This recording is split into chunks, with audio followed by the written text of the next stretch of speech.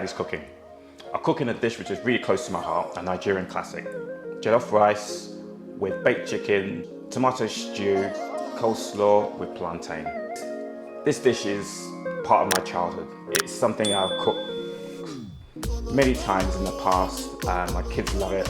It's a dish which I had many times as a child.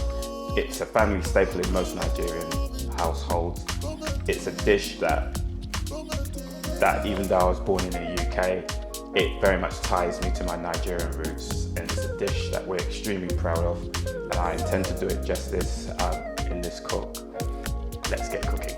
Seasoning with liquid seasoning, sweet paprika, aromat seasoning, all-purpose seasoning, dried parsley, onion salt, thyme and garlic powder.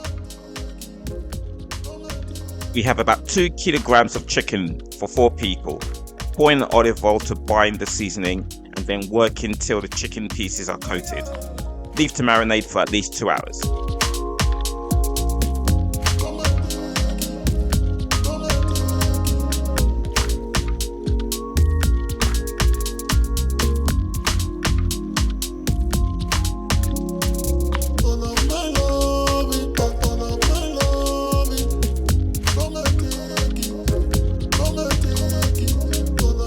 I will make a start on the jollof rice and the tomato stew. I'm using basmati rice, which isn't really traditional, but I like it best. The jollof and the stew share a lot of the same ingredients, which I've listed in the description. The salad cream and the mayo are both for the coleslaw.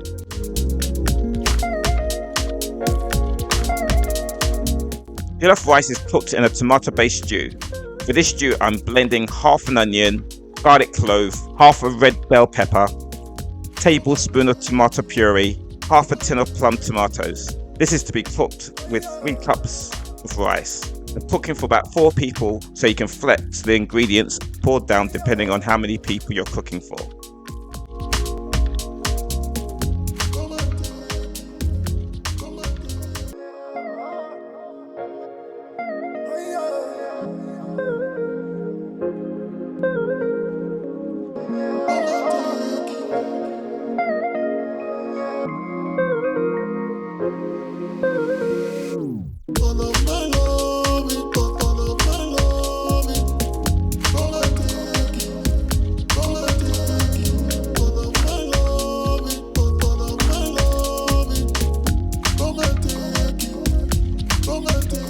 These onions will be initially fried for the jollof. The rest of the ingredients are for the accompanying stew.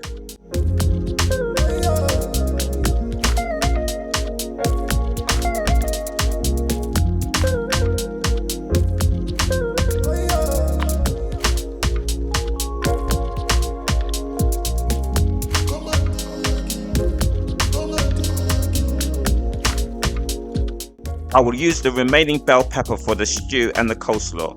The sweetness helps my coleslaw sing.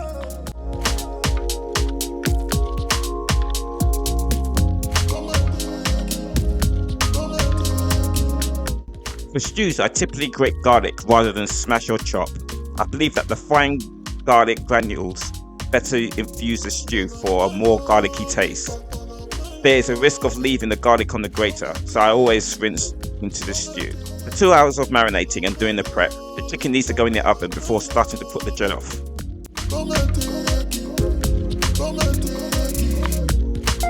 The eagle eye amongst you would have noticed that I grabbed a larger oven pan. The chicken should not be crowded in the pan.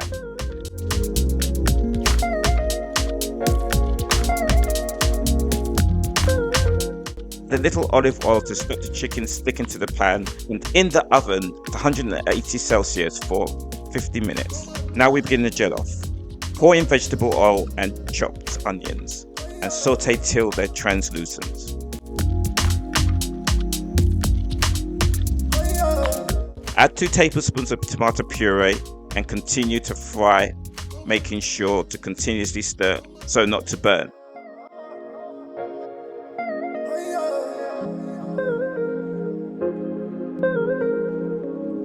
At this point, add the blended tomato and onion mixture and continue to stir and cook out.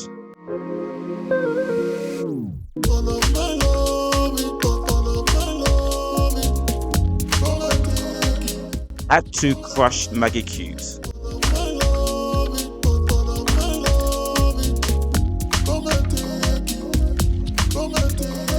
Add a teaspoon of cayenne pepper. Depending on your taste, you can add more heat. Add a teaspoon of onion salt.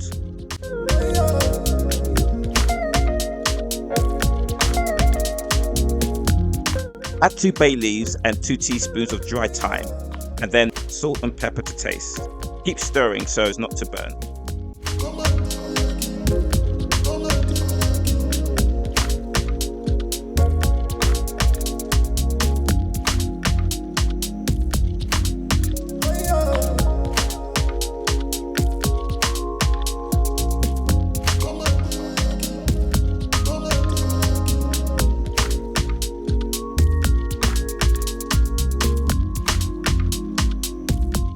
After cooking for a further 15 minutes, the washed rice and continue stirring.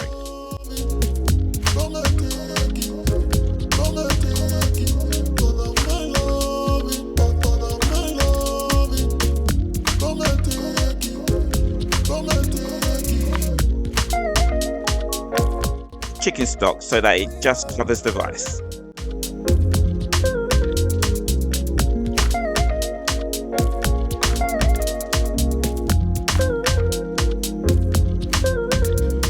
We need to trap the steam within the pot, so I'm using the foil as a seal, and cook on a low heat for about 40 minutes. 25 minutes in, colour and the smell is coming along wicked. Turn each one so they all cook evenly, and back in the oven for a further 20 to 25 minutes. For the accompanying stew, heat up olive oil and saute the thin sliced onions.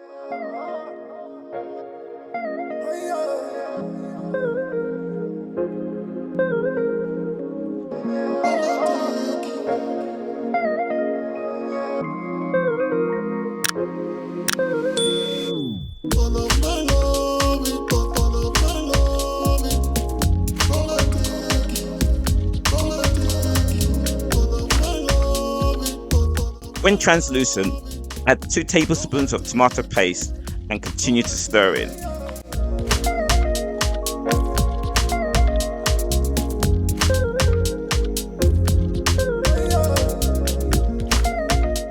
Add the grated garlic.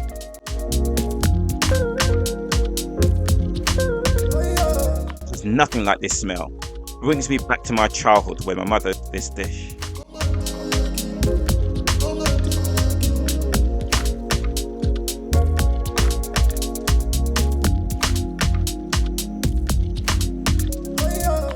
Add the same blended mixture we did for the jollof rice and 2 Maggi cubes.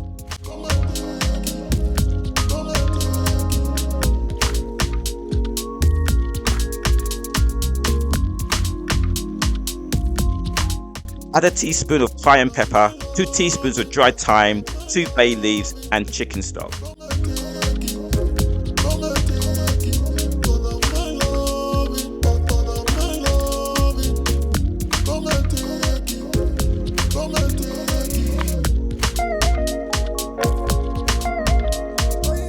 Salt and pepper to taste, and a teaspoon of sugar to balance the acidity of the tomatoes.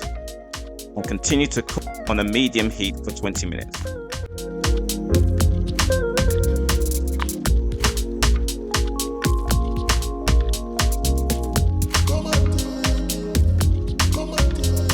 The chicken is more or less done. You can tell by the meat receding from the bone.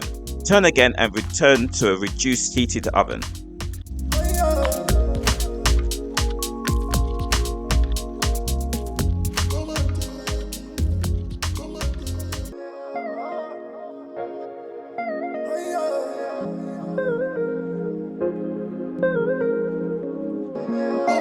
Keep an eye on the stew so it doesn't burn.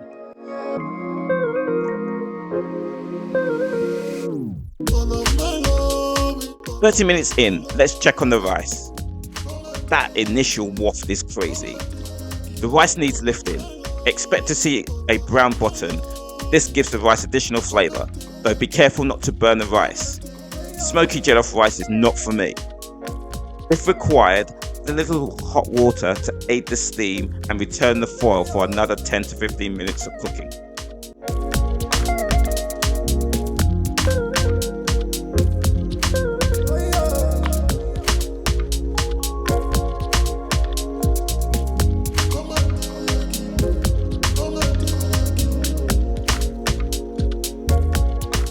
coleslaw is very simple.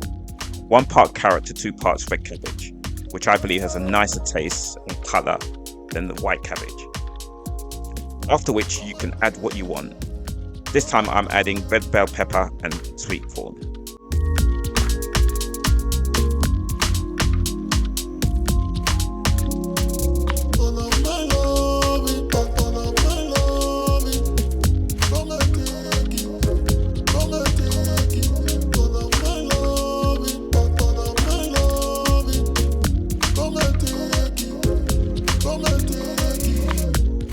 For the dressing, my daughter and I prefer sour cream, a gift from the gods which I'm not sure is widely available outside the UK. My wife prefers mayonnaise, and my son likes neither.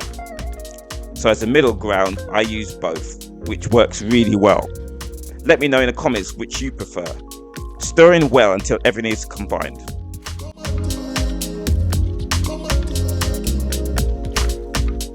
As an additional side, no Nigerian meal is complete without fried plantain. If you've never eaten fried plantain, you're missing out. Simply slice and shallow fry in a neutral oil.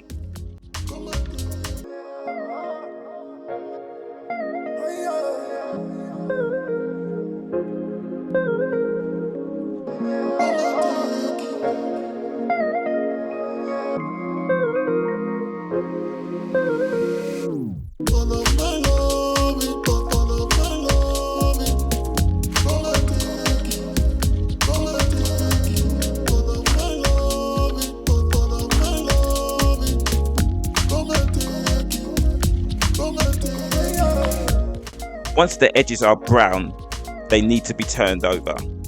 At this point, the plantains will start to cook very quickly. By the time you flicked over the last one, the first one flicked should be completely cooked.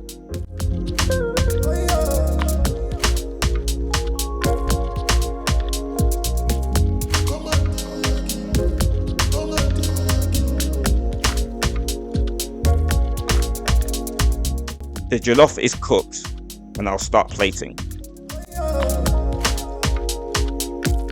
The rice has come out amazingly well. Can't wait to tuck into this.